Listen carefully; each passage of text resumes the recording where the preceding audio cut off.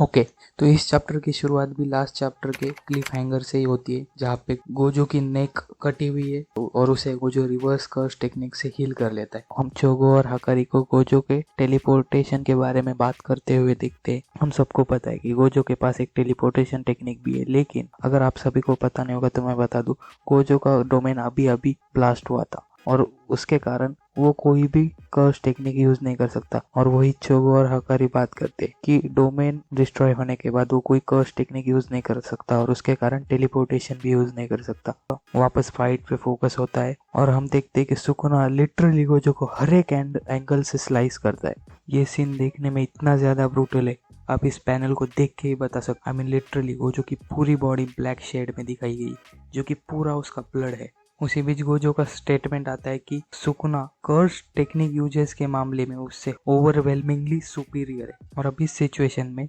Logically Gojo को Sukuna के domain से भागना चाहिए और हमें वही होते हुए देखता है कि गोजो लिटरली वहां से भागने के लिए ट्राई करता है, लेकिन सुकुना उसे जाने नहीं देता, बिल्कुल उसके बाजू में जंप कर टो एंड कॉम्बैट फाइट करने लगता है। लेकिन आगे जो हम देखते उसे देखने के बाद हमें पता लगता है कि क्यों गोजो को पूरे सीरीज में द स्ट्रॉन्गेस्ट का टाइटल दिया हुआ है। ये बंदा लिटरली सुकुना के साथ हैंड टू हैंड कॉम्बैट कर रहा है, वो भी उसके डोमेन के श्योर हिट अटैक को लगातार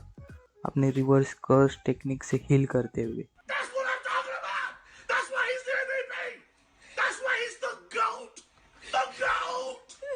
आई मीन अगर आपको इसका कंपैरिजन करना है तो आपको याद होगा जब सुकुना महारागा के साथ फाइट कर रहा था तो महारागा बिल्कुल भी उसके डोमेन के अटैक को हैंडल नहीं कर पाया। ओके, तो आगे हम गोजो को एक न्यू मूव यूज करते हुए देखते हैं जो कि हमने उसे पहले कभी भी नहीं देखा था, शैडो स्टाइल सिंपल डोमेन। इस मूव को देखने के बाद बहुत सारे लोगों को सरप्राइज नहीं हुआ होगा, क्योंकि गोजो के पास सिंपल डोमेन होना बहुत ज्यादा लॉजिकल और ऑब्वियस है और इस चीज को आगे कुसुकाबे कंफर्म भी करता है। सिंपल डोमेन की वजह से गोजो सुकुना के श्योर हिट अटैक को निगलेक्ट कर सकता है, लेकिन हम सबको पता है कि सिंपल डोमेन बस कुछ टाइम के लिए मदद कर सकता है, क्योंकि लॉन्ग रन में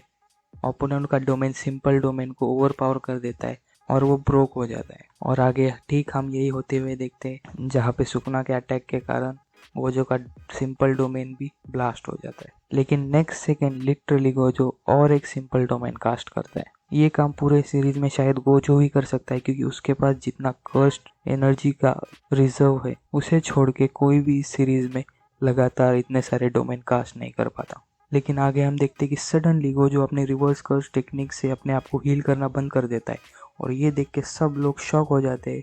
और डिस्कस करने लगते हैं कि शायद गोजो को भी अपना reverse curse technique continuously use करना और लगातार 2-3 डोमेन कास्ट करना कॉस्टली होगा। और सीरीज में हमें ये पहले भी पता चल चुका है कि गोजो भी कंटिन्यूअसली डोमेन कास्ट नहीं कर सकता, क्योंकि उसकी वजह से उसकी कर्स्ट एनर्जी कम होगी। लेकिन इसी डिस्कशन के बीच यूता को कुछ रियलाइज होता है और वो बोलता है कि गोजो रिवर्स कर्स टेक्निक से अपने आप को हील नहीं कर रहा है, लेकिन वो रिवर्स कर्स टेक्निक के मदद से उसकी जो डिप्लीटेड कर्स्ट एनर्जी है उसको हील कर रहा है। ओके, एक्चुअली ये थोड़ा नया था, क्योंकि मुझे भी नहीं पता था कि आप रिवर्स कर्स टेक्निक से कर्स्ट एनर्जी को भी हील कर सकते हो, और शायद पूरे सीरीज में ऐसा करने वाला बस गोजो ही हो, क्योंकि गोजो क्या नहीं कर सकता। आगे हमें एक ऑसम पैनल दिखता है जिसमें गोजो कर्स्ट टेक्निक रेड को सीधा सुकुना के फेस पे शूट करता है और बूम, चैप्टर के एंडिंग में हमें सुकुना का एक साइड ऑफ द फेस पूरा बर्न्ड अप दिखता है, जहाँ पे उसका डोमेन और मेलेवेंट श्राइन भी डिस्ट्रॉय हो चुका है और हमें गोजो कैजुअली अपने आप को पूरी तरह से वापस हील करते हुए दिखता है। वाओ, इस चैप्टर से ये तो प्रूव हो ही जाता है कि क्यों गोजो को इस पूरे सीरीज में द स्ट्रॉन्गेस्ट का टाइटल दिया हुआ है, क्योंकि इतने सारे डिफिकल्टीज से बाहर आके अपने आप को एक अपर हैंड वाली सिचुएशन में लेके जाना, ये काम बस गोजो ही कर सकता है। लेकिन हम सबको पता है कि ये फाइट अभी बस स्टार्ट ही हुई, क्योंकि नेक्स्ट चैप्टर में सुकुना पक्का अपने 10 शैडोज टेक्निक का यूज करेगा और तब द रियल बैटल स्टार्ट होगी। ओके, अगर आपको इस चैप्टर का रिव्यू देखने में मजा आ रहा है तो इस वीडियो को लाइक करिए, और अगर आपको नेक्स्ट चैप्टर और जुजुत्सु काइसन के बारे में और भी ज्यादा वीडियोस चाहिए तो इस चैनल को सब्सक्राइब करना मत भूलना।